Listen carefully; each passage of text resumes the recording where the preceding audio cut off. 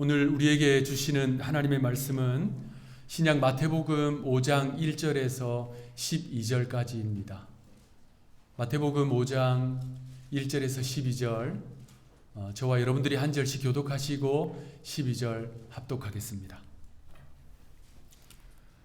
예수께서 무리를 보시고 산에 올라가 앉으시니 제자들이 나아온지라 입을 열어 가르쳐 이르시되 심령이 가난한 자는 복이 있나니 천국이 그들의 것이며 애통하는 자는 복이 있나니 그들이 위로를 받을 것이며 온유한 자는 복이 있나니 그들이 땅을 기업으로 받을 것이며 의에 줄이고 목마른 자는 복이 있나니 그들이 배부를 것이며 긍휼히 여기는 자는 복이 있나니 그들이 긍휼히 여김을 받을 것이며 마음이 청결한 자는 복이 있나니 그들이 하나님을 볼 것이며 화평하게 하는 자는 복이 있나니 그들이 하나님의 아들이라 일컬음을 받을 것이며 의를 위하여 박해를 받는 자는 복이 있나니 천국이 그들의 것이며 나로 말미암아 너희를 욕하고 박해하고 거짓으로 너희를 거슬러 모든 악한 말을 할 때에는 너희에게 복이 있나니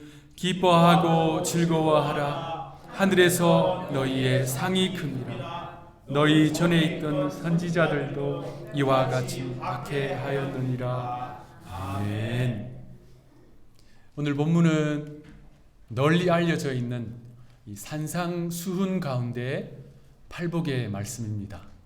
1절을 보니 주님께서 산에 올라서 말씀을 선포하십니다. 자, 이 장면은요, 구약의 그 유명한 장면을 떠올리게 해줍니다. 바로 모세가 시내산에서 율법을 선포한 내용입니다. 공교롭게도 지금 우리 교회는 출애굽기 강해를 새벽에 하고 있고요. 또 마태복음 강해를 주일에 하고 있습니다. 새벽에 하고 있는 출애굽기 강해가 지금 요 사이 바로 시내산에서 율법을 받아 선포하는 장면들이에요. 쭉 그 내용이 진행되고 있습니다. 마찬가지로 산상수훈이 오늘을 시작으로 앞으로 몇 주간 쭉 다루게 될 것입니다. 시내산에서 율법을 선포한 모세와 산에 올라 산상수훈을 선포하신 예수님은 닮은 꼴이 참 많아요. 사실은 그 삶 자체가 닮은 꼴이 많습니다. 먼저 모세도 예수님도 태어나자마자 그 땅의 왕으로부터 살해 위협을 당했습니다. 모세는 애굽의 왕 바로로부터, 예수님은 유대왕 헤롯으로부터. 그리고 그 일로 인해서 모세도 예수님도 입애굽을 합니다. 애굽으로 들어갔다는 거예요. 모세는 바로의 공주에 의해서 애굽의 궁전으로 들어갔고요. 예수님은 헤롯의 살해 위협을 피해서 그 부모님과 함께 애굽으로 들어갔어요. 그리고 얼마 후에 출애굽이 이루어졌습니다. 모세는 민족을 이끌고 출애굽했고요. 아기 예수님은 부모님과 함께 애굽을 나와서 갈릴리 나사렛으로 가셨어요. 뿐만 아니에요. 모세도 예수님도 광야에서 40일간 금식을 합니다. 모세는 시내산에서 율법을 받기 위해 40일간 금식을 해요. 우리 예수님도 40주야를 금식하셨잖아요. 그리고 모세도 시험을 당합니다.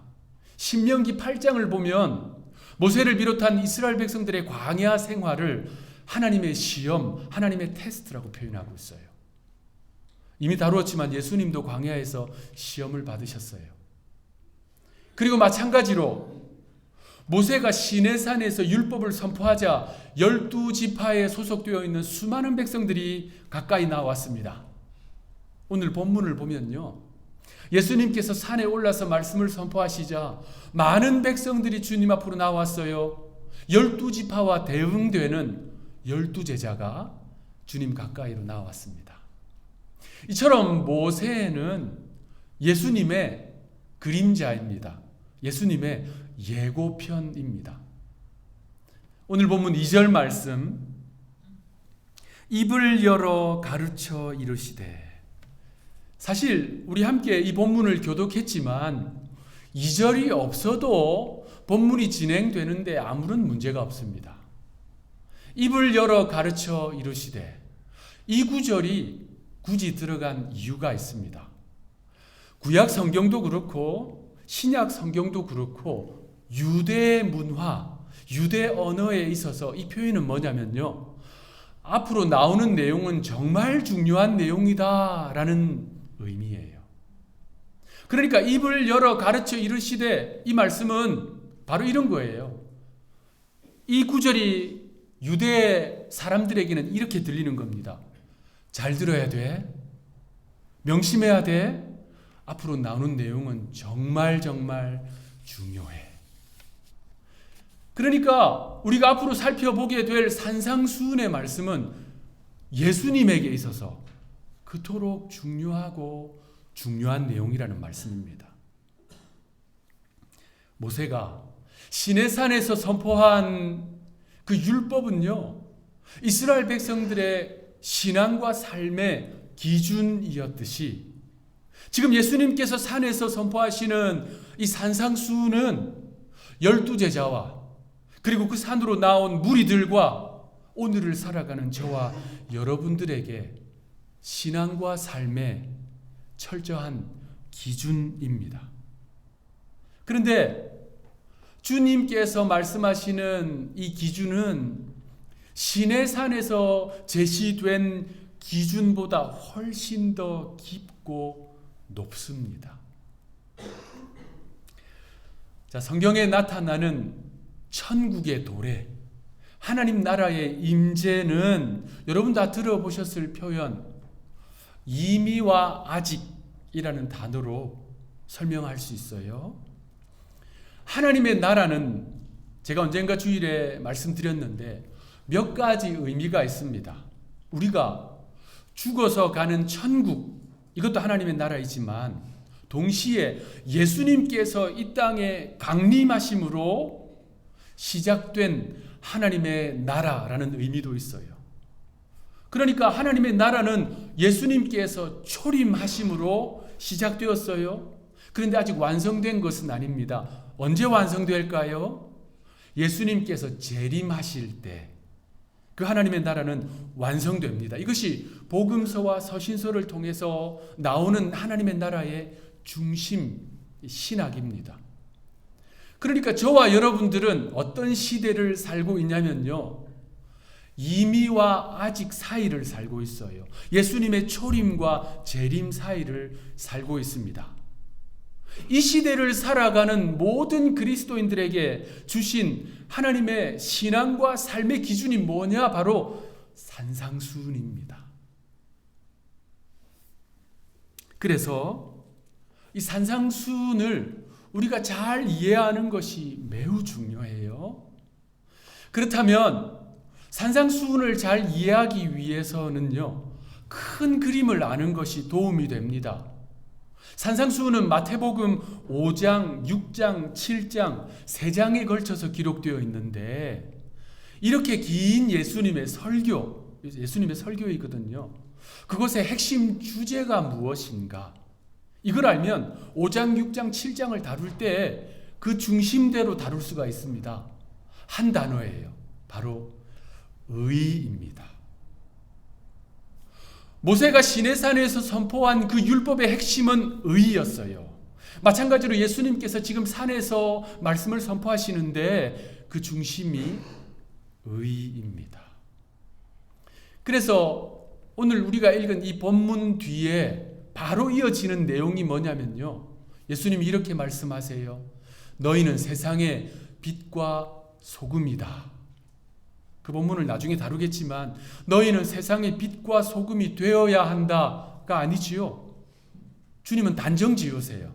너희는 세상의 빛과 소금이다. 그리고 이어지는 구절이 이것입니다. 여러분 잘 아시는 마태복음 5장 20절 우리 합독하겠습니다. 시작. 너희 의가 서기관과 바리새인보다 더 낫지 못하면 결코 천국에 들어가지 못하리라. 어마어마한 말씀이에요. 그리고 5장은 이렇게 결론을 맺으십니다. 48절, 하늘에 계신 너희 아버지의 온전하심 같이 너희도 온전하라.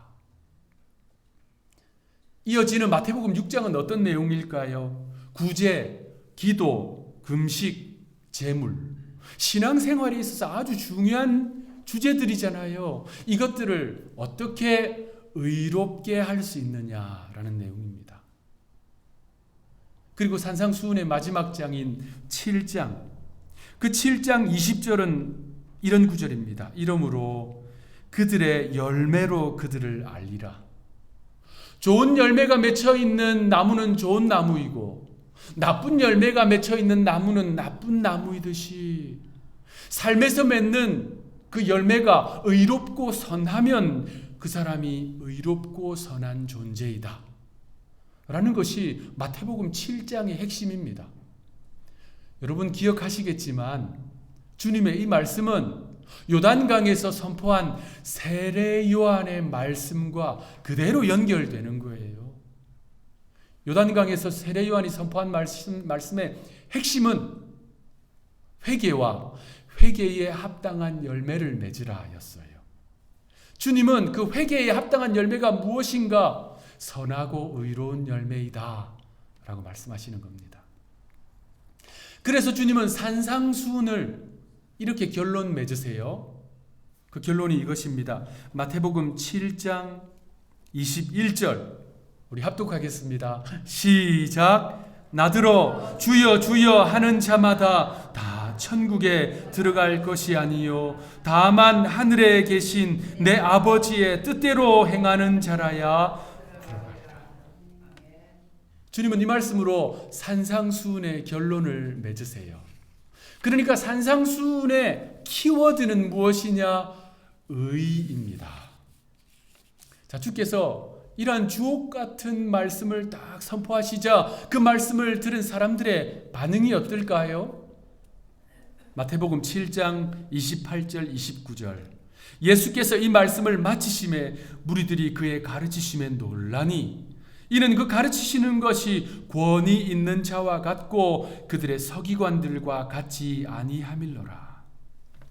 예수님의 이 말씀, 예수님의 이 설교를 들은 사람들이 깜짝 놀랐어요. 왜냐하면 주님의 말씀에는 서기관들, 바리새인들이 갖지 못한 영적 권위가 있었거든요.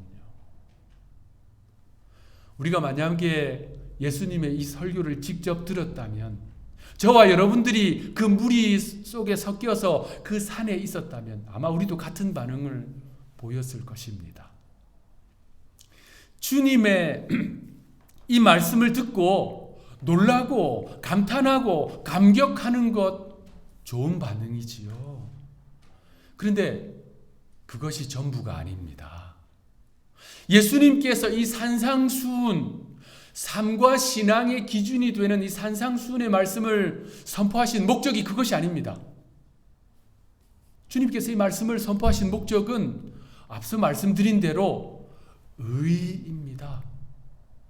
의로운 삶, 선한 삶을, 믿음의 삶을 살아야 한다. 그래서 주님께서요, 반복해서 말씀하신 거예요. 너희는 세상의 빛과 소금이다. 너희의 의가 바리새인과 서기관보다 못하면 안 돼. 너희는 하나님의 의로우심 같이 의로워야 한다. 여러분 앞서 말씀드린 대로 이것은 정말 상상을 초월하는 요구입니다. 여러분 우리가 그런 존재일까요? 우리가 과연 그런 삶을 살고 있을까요? 자, 그런 측면에서 지금 이 산에서 예수님을 바라보면서 말씀을 듣고 있는 이 무리가 누구인지를 우리가 이해할 필요가 있습니다. 그래서 오늘 본문 마태복음 5장 1절로 돌아가면요, 예수께서 무리를 보시고 예수님의 말씀을 들으면서 감격하고 감동하고 깜짝 놀라는 이 무리가 누구일까? 주님은 제자들을 부르셨어요. 그리고 산에 오르신 겁니다. 무리가 주님을 따라 산에 올랐습니다. 제자들은 좀 더 가까이에 나아갔습니다. 그 무리가 누구인지 알려면 마태복음 4장 끝자락을 보면 알 수 있어요. 마태복음 4장 23절, 예수께서 온 갈릴리에 두루 다니사 그들의 회당에서 가르치시며 천국 복음을 전파하시며 백성 중에 모든 병과 모든 약한 것을 고치시니. 공생의 예수님의 3대 사역, 바로 이것이지요. 예수님께서 가르치시고 천국 복음을 전파하시고 병자들을 치료하시고, 예수님은 이 사역을 하셨어요. 그 전까지 사람들은 세례 요한에게 집중하고 있었습니다. 그런데 갈릴리 저 시골 그 촌구석에서 나타난 젊은이가 갑자기 놀라운 말씀을 선포하는 거예요. 사람들이 주목하기 시작했습니다. 그런데 병자들을 치료하기 시작했어요. 24절은 그 병자들이 어떤 병을 가지고 있는지 가르쳐 줍니다. 중풍병자들, 간질 환자들, 심지어 귀신 들린 자들, 그 당시에 불치병으로 진단되는 그런 병들이었어요. 예수님이 그들을 치료하시자 주님에 대한 소문이 온 유대에 퍼졌어요. 수많은 사람들이 주님께 나왔습니다. 성경은 그들을 수많은 무리 또는 큰 무리라고 표현하고 있어요. 큰 무리가 주님을 쫓아 산에 올랐습니다. 주님의 말씀을 듣고 있습니다. 자, 그들은 병자들이었어요. 가난한 사람들이었습니다. 소외되고 멸시받는 사람들이었어요. 그 시대에 그들은 저주받은 사람들 안에 포함되는 것이 유대 전통과 문화입니다. 그들이 주님을 바라보고 산에 올라 앉았는데 주께서 입을 열어서 처음 하신 말씀이 무엇입니까? 오늘 본문 3절 우리 합독하겠습니다. 시작. 심령이 가난한 자는 복이 있나니 천국이 그들의 것임이요. 산상수훈 마태복음 5장, 6장, 7장 전체의 핵심이요. 시작이 바로 오늘 본문 팔복입니다. 우리 한글 성경은 참 운율에 맞게 잘 번역되어 있어요. 심령이 가난한 자는 복이 있나니 천국이 그들의 것이며. 그런데 이 성경이 원래 헬라어로 쓰여져 있잖아요.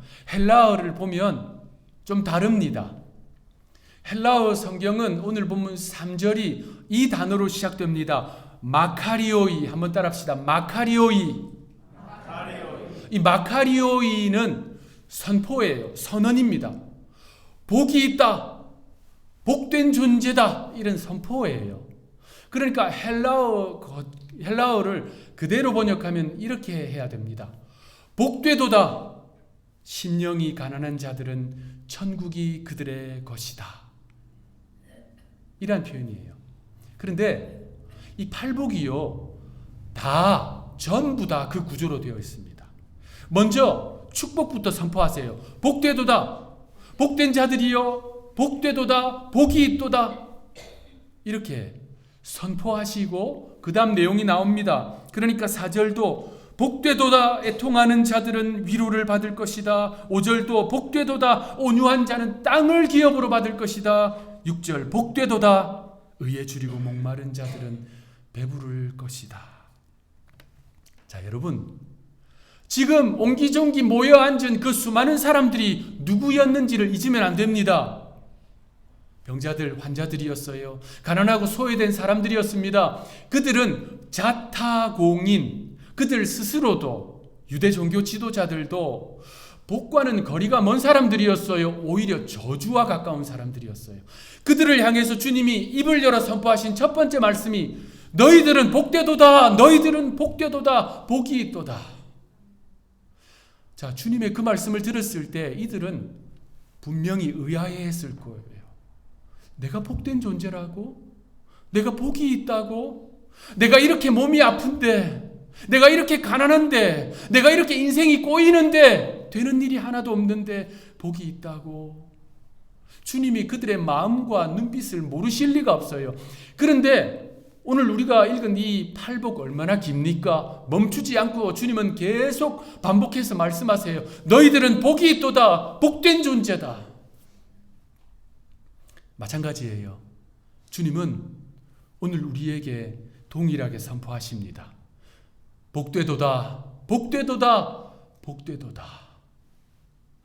주께서 이렇게 말씀하신 이유가 있습니다. 그 이유는 유대 율법으로는 도저히 다다를 수 없는 하나님의 백성이라고 하는 그 존귀한 삶으로 나아가는 길을 팔복과 산상수훈을 통해서 가르쳐 주시기 때문입니다.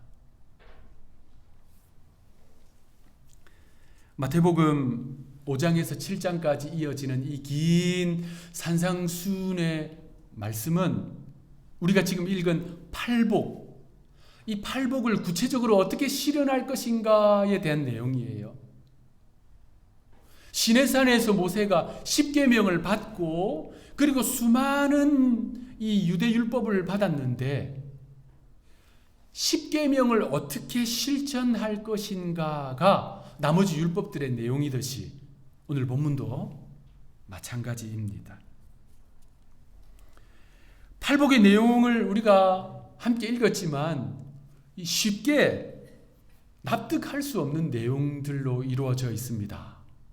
우리가 살고 있는 세속 사회의 관점으로 보면은 저주에 가까운 것들을 주님은 복이라고 단언하고 있기 때문입니다.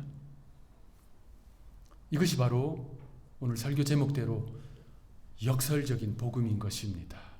여러분, 이 팔복의 내용은 복을 받는 조건이 아닙니다. 이미 하나님 백성이 된 이들이 갖추어야 할 내면의 상태를 말씀하고 있는 것입니다. 오늘 본문에 예수님의 말씀을 듣기 위해 산에 오른 이 무리들과 우리들이 가진 공통점이 있습니다. 바로 그들과 우리는요, 유대율법과 거리가 멀다는 거예요. 그들과 우리는 서기관들과 바리새인들이 쌓아온, 매일매일 쌓아온 율법에 의해, 율법의 의, 그것에 아무리 발버둥 쳐도 도달할 수 없습니다. 그런데 하나님은요, 산상수훈을 통해서 그 유대율법보다 훨씬 더 심화되고 높은 기준을 우리에게 제시하고 있어요.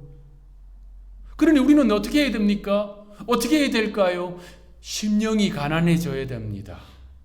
애통해져야 합니다. 온유하고 겸손해야 합니다. 의에 줄이고 목말라야 돼요. 다른 방법이 없습니다. 그것이 바로 팔복입니다. 그 중요한 팔복의 시작, 3절 말씀 다시 한 번 더 읽겠습니다. 시작. 심령이 가난한 자는 복이 있나니 천국이 그들의 것이요. 천국을 소유하는 복은 심령이 가난한 자들이다.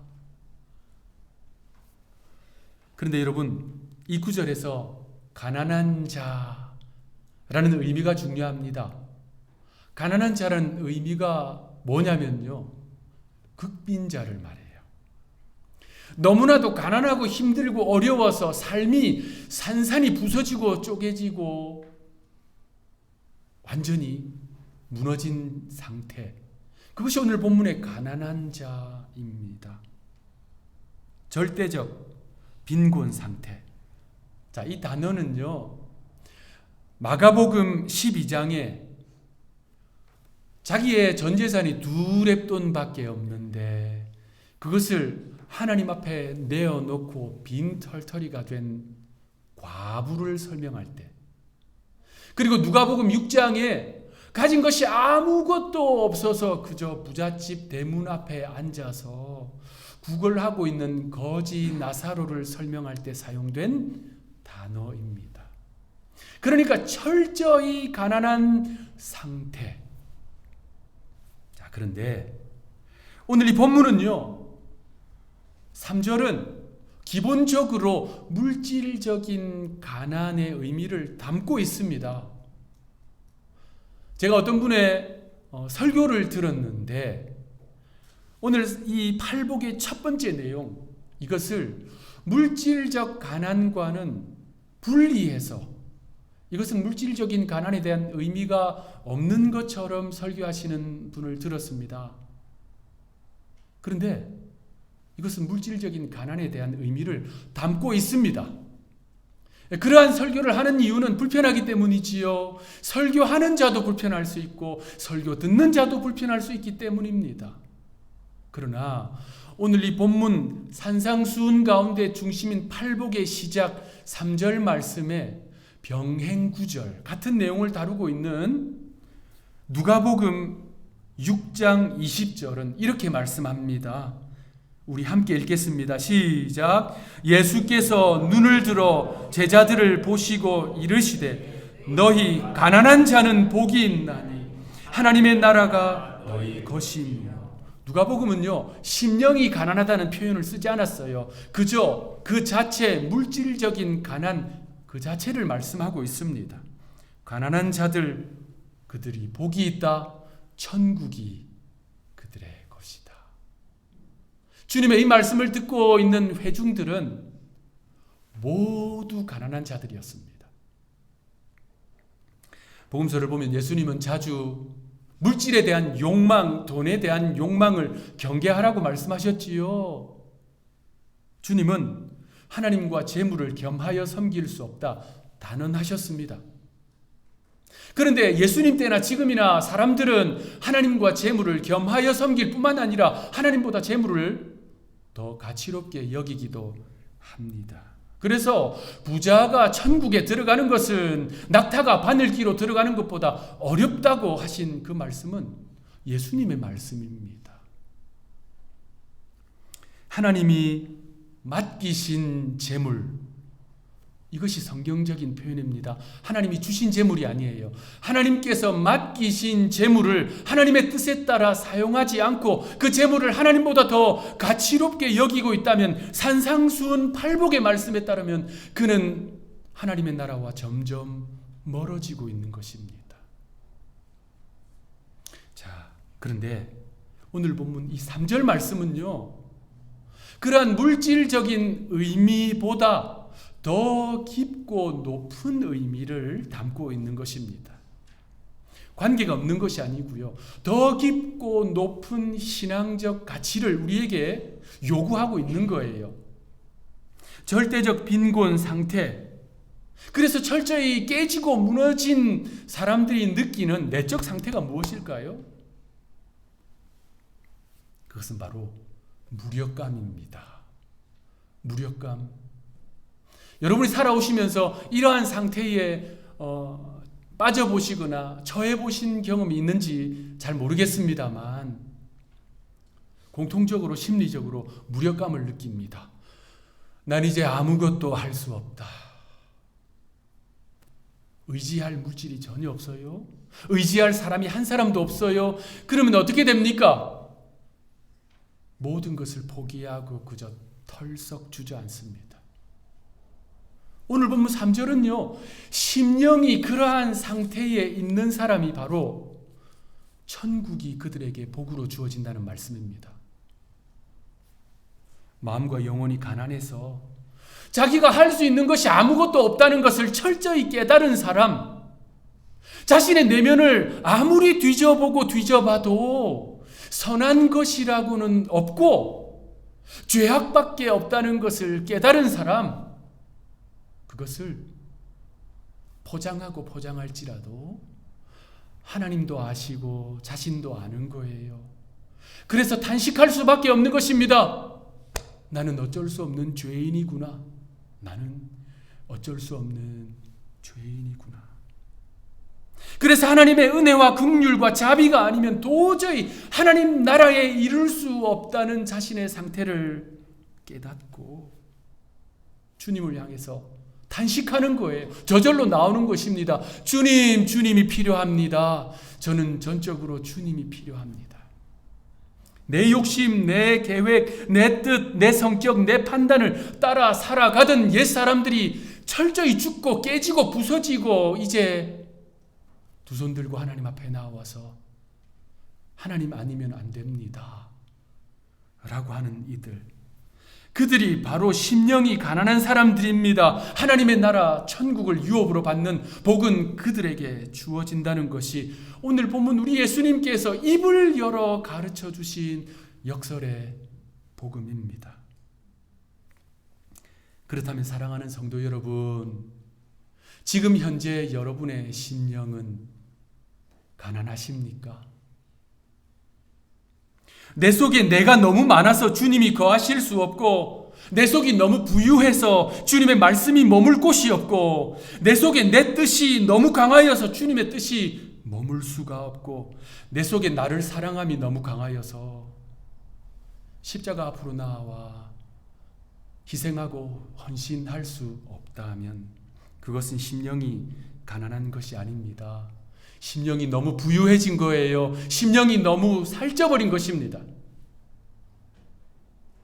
그렇게 부유해진 자신의 심령을 비워내기 위해서는 오늘 무리들처럼 주님 앞으로 나아가야 합니다. 내가 지고 있기에 힘겨운 내 몸무게만큼의 위선, 내 얼굴 크기만큼의 가면, 내가 추구하는 명예만큼의 허세, 아무리 감추려고 숨기려고 해도 그럴 수 없는 교만과 욕심. 주님 앞에 나아가 그 모든 것을 벗어 던져야 합니다. 그래야 천국 백성이 되고 하나님 나라의 아들과 딸이 될 수 있습니다. 그래서 우리 주님으로부터 복되도다, 복되도다 라고 하는 믿음의 선포를 듣게 되는 우리 하늘의 성도들이 되시기를 구주 예수님의 이름으로 축원합니다. 기도하겠습니다.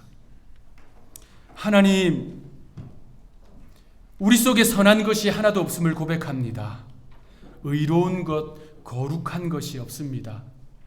그래서 우리는 철저히 가난한 심령으로 주님 앞에 나아가야 할 줄로 믿습니다.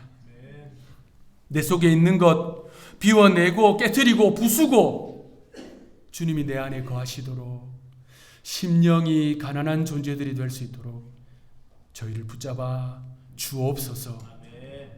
구주 예수님의 이름으로 기도하옵나이다. 아멘.